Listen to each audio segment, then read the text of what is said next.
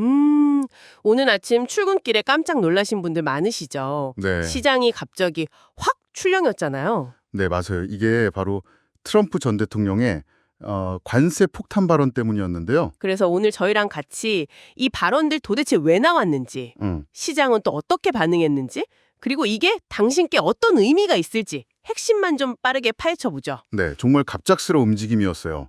오전에 있잖아요. 그 베센트 재무장관이 대규모 무역 협정 곧 된다. 뭐 이런 긍정적인 발언을 해서 이제 좀 괜찮아지나 싶었거든요. 아, 그랬었죠. 잠깐 안도하는 분위기였는데 근데 트럼프 전 대통령이 SNS랑 또 행사에서 발언하면서 찬물을 확 끼얹은 거죠. 그렇습니다. 그 트루스 소셜에 올린 글들 보니까 와, 먼저 EU산 제품에요. 6월 1일부터 무려 50% 관세를 물리겠다. 이렇게 경고했고요. 50%요? 엄청나네요. 네. 그리고 또 애플을 딱 집어서 아이폰 미국에서 안 만들면 25% 관세 물리겠다. 이러고 심지어 삼성 같은 다른 해외 스마트폰 기업에도 같은 기준 적용할 수 있다. 뭐 이런 식으로 얘기했죠. 야, 이거 뭐 거의 전방위적이네요. 거기다 US 스틸이랑 일본 니폰제철 파트너십 언급하고 나서는 US 스틸 주가가 막 21%나 치솟기도 했고요.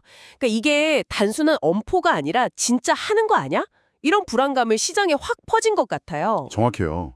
특히 트럼프 전 대통령이 그 원자력 관련 행사장에서 EU 관세 50%를 다시 한번 딱 언급하면서 장 초반에 잠깐 반등하려던 거 있잖아요.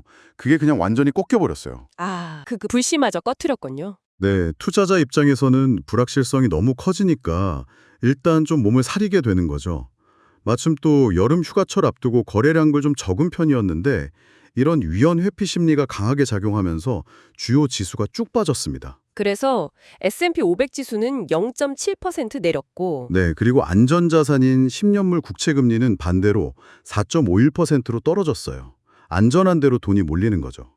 그런데 말이죠. 이런 혼란 속에서도 당신께서 주목하셔야 할 점이 있어요. 모든 분야가 다 같이 떨어진 건 아니라는 거예요. 희비가 좀 엇갈렸죠. 맞아요. 어떤 섹터는 또 올랐어요. 네. 예를 들면 유틸리티나 에너지, 특히 그 원자력 관련주들은 오히려 강세를 보였어요.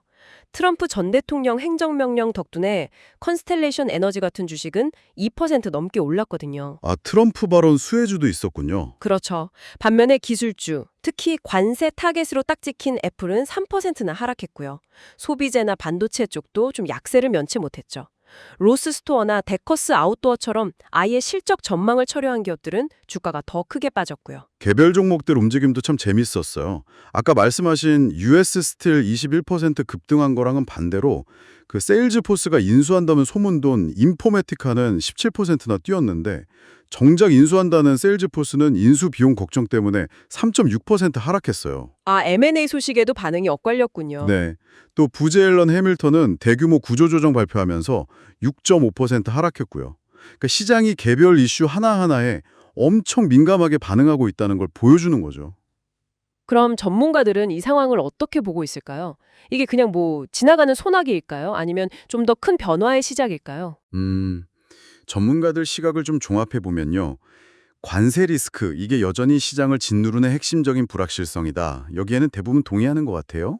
역시 관세가 문제군요. 네. 루이스 나빌리에 같은 분석가는 뭔가 좀 의미 있는 합의가 있기 전까지는 이 문제가 계속될 거다. 이렇게 보고 있고요. 캐피털 이코노믹스 같은 곳에서는 이게 협상용 카드일 수도 있지만 그 위험성은 진짜다. 이렇게 경고하고 있어요. 협상용이든 아니든 위험하다는 거네요. 그렇죠. 특히 코메리카나 베어드 같은 데서는 최근 한 6주간 관세가 좀 완화될 거라는 기대감이 시장을 좀 받쳐줬는데 이번 발언으로 그 기대가 확 꺾였다. 이렇게 평가하면서요. 유럽보다는 오히려 당신께서 주목하고 계실 아시아 공급망에 타격이 더 클 수 있다. 이렇게 보고 있어요. 아, 아시아 쪽 타격이 더 클 수 있다고요?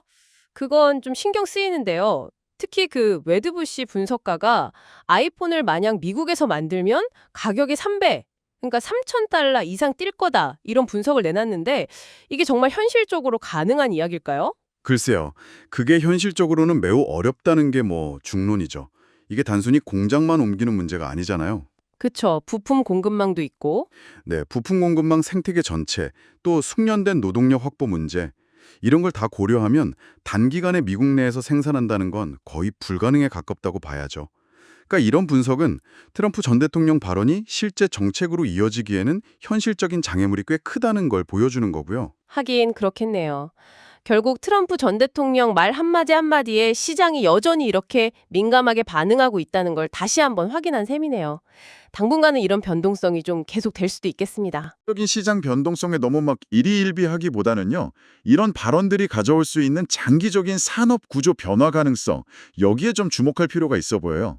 장기적인 변화요? 예를 들면 어떤 걸까요? 예를 들면 이런 정치적인 압박이 정말로 기업들의 생산기지 이전을 막 가속화시키는 요인이 될 수 있을까? 뭐 이런 거요. 그렇게 되면 그 파급 효과는 또 어떨지 이런 걸 계속 지켜봐야 할 대목이죠. 맞습니다. 이런 불확실성 속에서 당신께서는 어떤 기회를 보고 계시나요? 또 어떤 위험에 대비하고 계시나요? 한 번쯤 생각해 보시면 좋겠습니다. 자, 내일 저희는 또 다른 흥미로운 시장 이야기로 당신을 찾아뵙겠습니다.